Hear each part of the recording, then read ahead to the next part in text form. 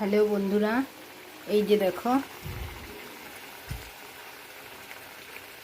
Hello বন্ধুরা, এই যে দেখো, পটলটা তো আমি ভেজেই রেখে দিয়েছি। এবার আমি আলুটাকে লাল করে পেঁয়াজ আর আলু কালো জিরে ফোড়ন দিয়ে ভালো করে ভেজেছি।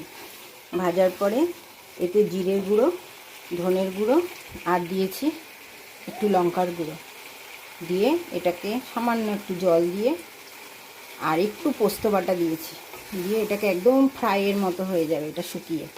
তারপরে আমি পটলটা দিয়ে দেবো। পটলটা দেওয়ার পর তোমাদের ফাইনাল লুকটা দেখাচ্ছি। আর কিচ্ছু দেবো না বন্ধুরা, আর কিচ্ছু দেওয়ার দরকার নেই, ঠিক আছে? আর আমার সিক্রেট মশলাটা দেখিয়ে দিতেও পারি, দিলে একটু সেন্টটা ভালো আসবে, কিন্তু পোস্ত দিয়েছি তো এমনিই ভালো হয়ে যাবে। ঠিক আছে বন্ধুরা, রাখছি।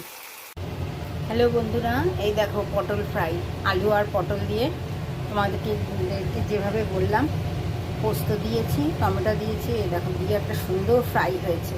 আর কি সুন্দর টেস্ট! হ্যাঁ, কিচ্ছু দিইনি কিন্তু, আর নামানোর সময় কিচ্ছু দিইনি, জাস্ট ওই মশলাটা দিয়ে ভালো করে আলুটা ফ্রাই করেছি। আর নামানোর আগে যেই একদম মাখা মাখা হয়ে গেছে, তখন ওই পটলটা ভালো করে ভেজেছিলাম, সেই পটলটা শুধু দিয়েছি। ঠিক আছে বন্ধুরা, ভালো থেকো, সাবধানে থেকো। গুড আফটারনুন, ধন্যবাদ।